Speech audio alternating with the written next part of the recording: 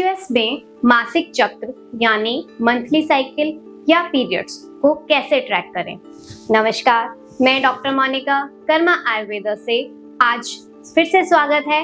बात करते हैं इस टॉपिक के बारे में। क्या आपका पीरियड भी कभी 25 दिन में आता है तो कभी 45 दिन के बाद, कभी आता ही नहीं है या कभी अचानक से बहुत हैवी ब्लीडिंग होती है।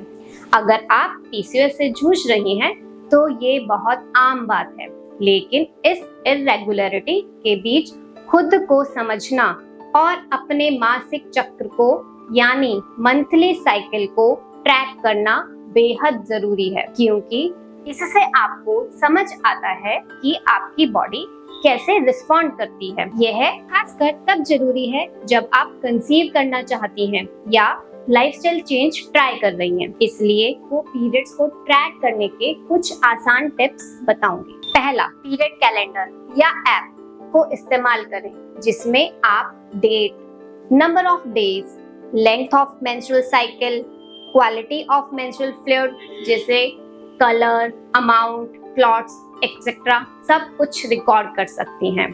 दूसरा, मैनुअल नोट्स भी रखें।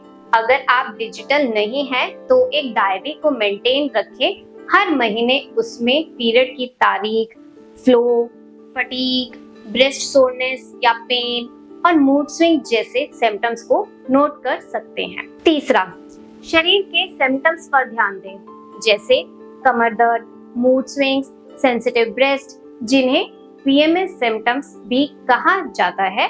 ये सब सिम्टम्स हो सकते हैं कि पीरियड्स आने वाले हैं।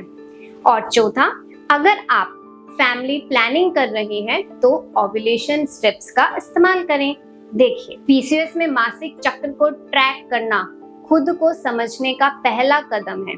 जब आप अपने शरीर को समझेंगी तो आप उसे बेहतर तरीके से भी संभाल पाएंगी। तो अब से पीरियड ट्रैक करें, खुद को अपडेटेड रखें। स्वस्थ रहें, मस्त रहें। धन्यवाद।